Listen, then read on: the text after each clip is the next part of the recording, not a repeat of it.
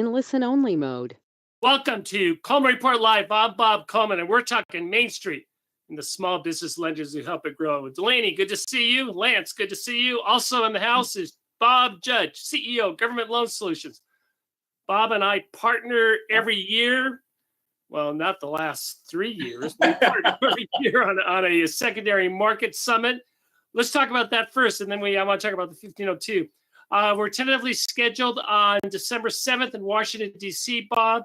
It's a great event. We have you talk, and Bob is the expert when it talks about SBA secondary market. If you want to work with the secondary market, he'll work with you. I don't think he even charges a fee for that. I mean, he charges. What do you do? Work for free, but work with Bob. He'll give you an overview of the secondary market. He'll tell you he'll help you. But what he really does, he helps you with gain on sale calculations on this individual sales, and he also helps on coming up with a valuation on the servicing aspect of your portfolio of sold loans. Bob, that's sort of important in today's world. Yeah, well, it's all about the financial statements and income statements and stuff like that. So we help with the loan, selling the loan by helping, find bids for the guaranteed portion. We'll do the gain on sale calculation, which is an important calculation for determining how much of the premium and how much of the servicing asset valuation goes to income currently and how much gets deferred over time. And then, of course, a bank has to do their servicing asset valuation on a quarterly basis to check for any impairments. So we do that for, we have a pretty high market share. We have over 300 banks, and we've been doing it for 15 years. So that's kind of our stock and trade and our area of expertise. Bob and I go back. We had our first event in 2008, October, was it, Bob? Yeah. Here I'm in New York. The week that Lehman Brothers declared bankruptcy, and we had a secondary SBA secondary market, and there was no secondary market. I mean, that was a short meeting.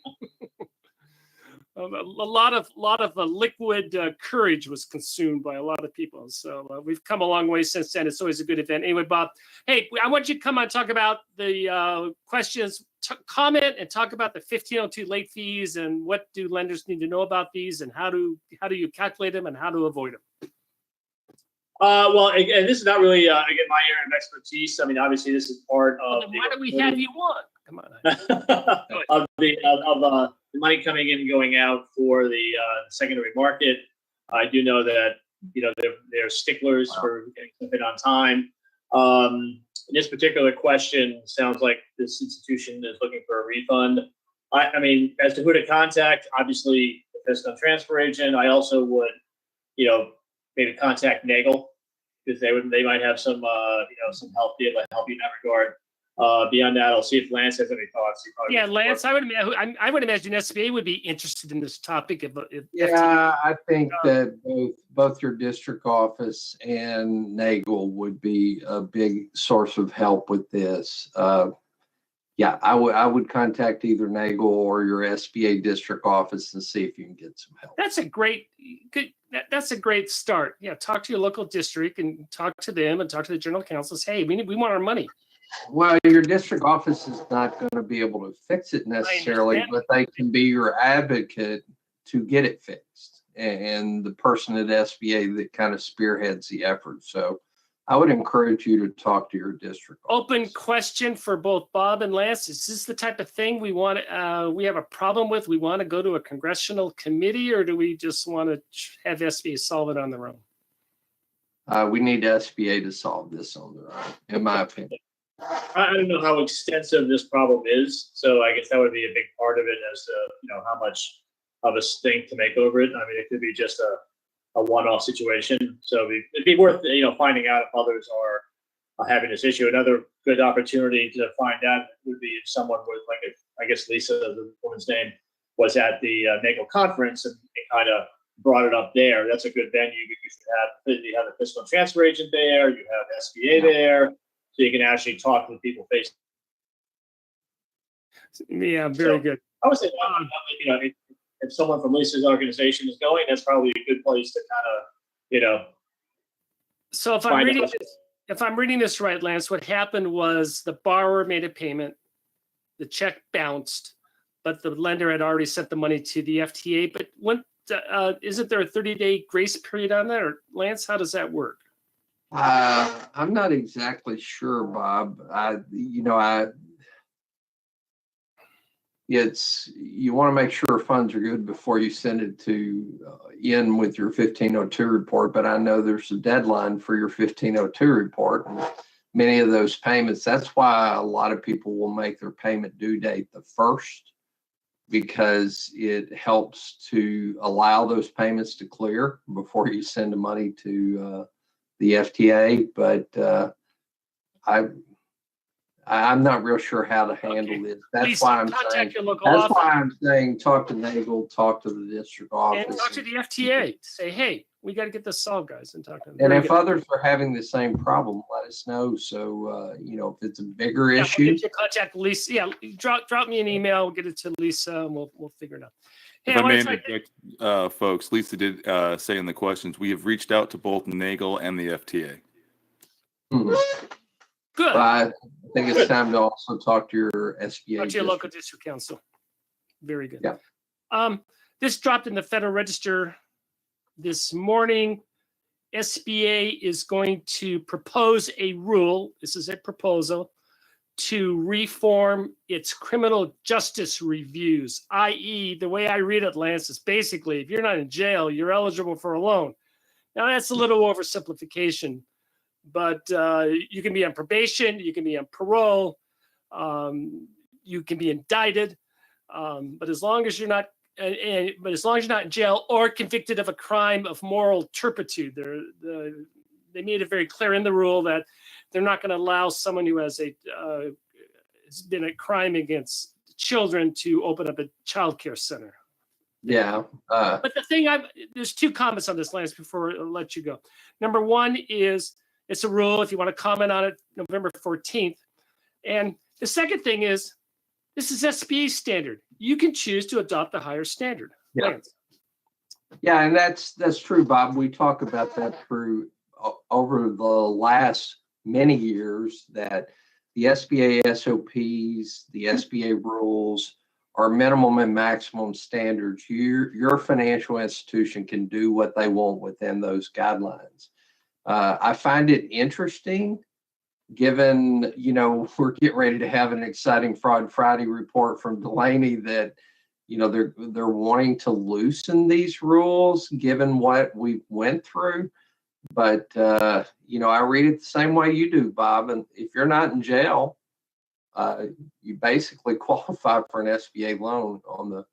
SBA has said it has reviewed the relevant research and found no evidence of a negative impact on repayment for qualified individuals with criminal history to any American business loan program.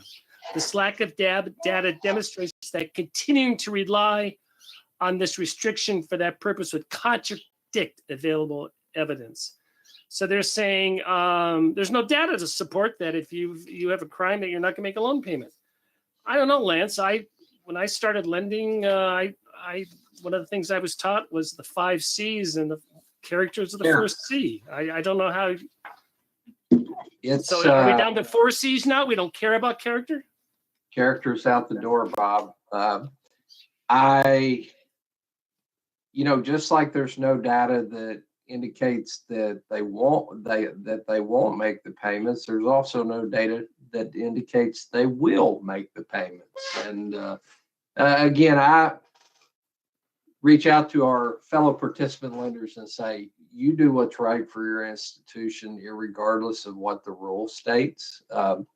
I think most financial institutions probably have a prohibition against lending to people who have been convicted of a felony, but not currently in jail. So, but there are always circumstances, Bob. I always like to share the story of the borrower I had that got a new sports car and got out on the interstate and was going 120 miles an hour. And apparently that's a felony speeding ticket. And we had to get that cleared. Now he was able to get an SBA loan, but there are circumstances where somebody who may have been convicted of a felony certainly is not a bad applicant for an SBA loan. Yeah, But no, and I think it's the Justice Potter standard when you know it when you see it. I mean, yeah. Or a youthful DUI or youthful Bourbon Street. We moved away from having the form 912 for clearance to everybody's clear.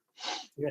Well, I think it goes back to the lenders. So therefore, it goes back to you get to choose the standard if this goes through, which it probably will, and put that in your credit policy. I don't think we're not advocating that you throw character as the first C out. I mean, the bottom line is when you make a loan, you need to make sure that this person is willing to strike a check to pay you back.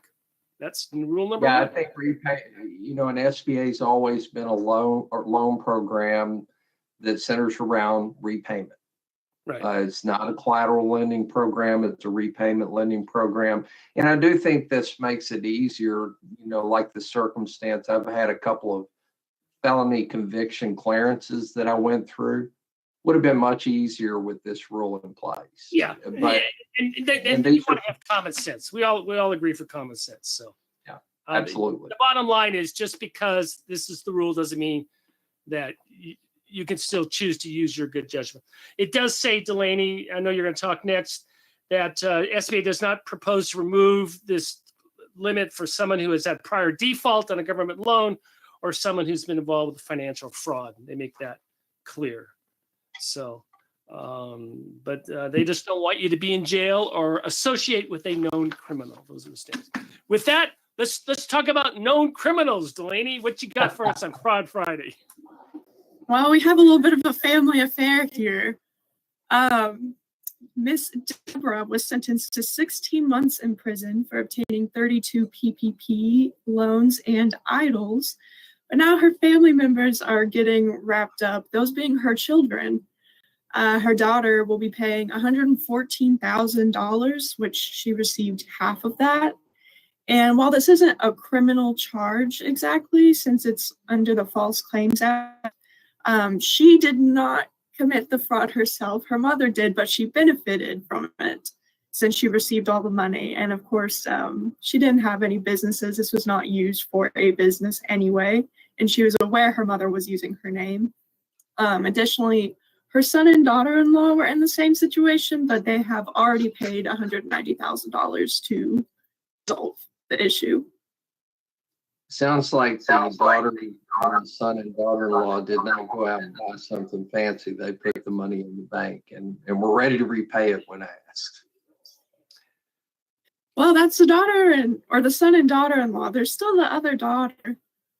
We'll have to see. So there's no such thing as a free lunch, and if it's too good to be true, it is. What you got next? So this was kind of going what you were talking about, but this is coming from the House committee. They introduced two bills. The first of which is from, is it Van Dyne? Representative Van Dyne, is that how you say it? Okay. Yes. Hers is to provide a link on the SBA website so people can self-report fraud, helping them streamline the process. But Chairman Williams, he wants to prohibit anyone convicted of defrauding any pandemic-related assistance program from ever receiving an SBA loan or any other form of government assistance again. I can't imagine anyone being on the other side of that issue. Well, the challenge with this is SBA already has a link to report fraud. The SBA's Inspector General, the Inspector General's part of the SBA website has a link where you can report fraudulent activity, not only on PPP loans, but any other SBA loan fraud. And also, you can use one of these to contact your FBI office? I don't know. Well, and the other thing that comes into play is on these PPP and idle loans where they have committed fraud and it caused a loss for the federal government, the referral to Treasury, being reported as having caused a loss will create what she's talking about, never be able to get an SBA loan again. All I know, Lance, is it takes someone about, Michael, hop in. Michael, how long would it take you to create a link on a website? Honestly, 5 minutes. Moving on. Moving on. What else you got, Delaney? This last story, poor Illinois, they've been the topic of conversation for, I think, 3 straight weeks now, but the Illinois government is trying to go after state workers who took advantage of PPP and EIDL. Yeah, that should be. Last week, Yeah, I'm sorry. We made a mistake on the title. It should be Chicago and not post office. Anyway, go ahead, Delaney. In this case, the USPS employees were in Central Illinois. It was not Chicago. Ah, okay. But last week, yes, the 14 public school employees were in Chicago, and they were all accused of taking part in the fraud. Now this week, yes, it's the 19 employees from the Postal Service who have been indicted. I'm sorry for stepping on your reporting. Please continue. They received 38 charges, and I believe this week Illinois said that there's about 177 state employees so far who have been referred, and they are estimated to have committed $4.5 million, and that is just so far. And Delaney, I read an article on that a number of those are making over $100,000 a year, and they are resigning their positions. So yes. Real quick, Lance, I'll let you do the math. What's 4.5 million divided by 177? No, I was so those seem to be second round PPP loans, and the magic second round PPP loan for fraud is $20,833. And the average loan to the state employees was $25,423. So there were a couple of bigger ones in there, but yeah, that's a mess. Michael, what you got for us? This is a question from Lisa for today. I love it, Lisa. Question: we just had a sole owner borrower arrested for after the first disbursement was made. There's still proceeds that have not been dispersed, so we can discontinue advancing loan proceeds. The borrower's attorney stated that it is a personal issue and we have no rights to discontinue distributing loan proceeds. I beg to differ. He recently made bail of $100,000, and he's also the only guarantor on the loan. Lisa, I'm sorry. I know this is serious. I apologize for my smirk and for Lance's smirk and for delay. We apologize for that because we know it's serious. But Lance, what should poor Lisa do? You know, Lisa, to help yourself, you might contact your SBA servicing office, whether it be Fresno or Herndon, or I'm sorry, Fresno or Little Rock or Herndon. But, you know, you don't have to continue dispersing loan proceeds if your primary guarantor got arrested. In fact, you could put the loan in liquidation and call the note. That is certainly a change in circumstance. And I think in the small print, doesn't it say, Lance, that when we're dispersing loans, isn't the borrower certifying that there's been no material change to the financial condition of the company? Absolutely. And, you know, I think one of the things that might help Lisa, I don't know which state you're in, but sending an email to the Fresno or Little Rock Servicing Center just stating that we have an SBA loan approval, SBA loan, give them the basic details of the loan, tell them the primary guarantor got arrested, you know, what is their recommendation for moving forward? Yeah. And and I would, absolutely. I would definitely do that. Well, very good. But if my primary guarantor got thrown in jail, I'm not dispersing any more money. Yeah, yeah, absolutely. That's what would a prudent lender do? And under SBA's do what you do. What would you do on a conventional loan? You're not going to disperse it. You're not going to disperse it on a 7A loan. Bob, that's in the servicing SOP 5057.3. It's not spelled out, but that would be equivalent to a non-payment default. Very good. Lance, we're announcing our webinar for the 5057. Lance, I went through. Guess how many times SBA says the word must? They command the lender to must do something in the servicing and liquidation. I won't hold you to it. 517 times. So Lance is going to take those 517 instances, tell us what's important and what's not. And Lance, we're going to do that October 4th, and hopefully we'll get an email out that later today. Hey, Delaney, good job. Lance, thanks for joining us. Bob Judge, as always, it's good to see you.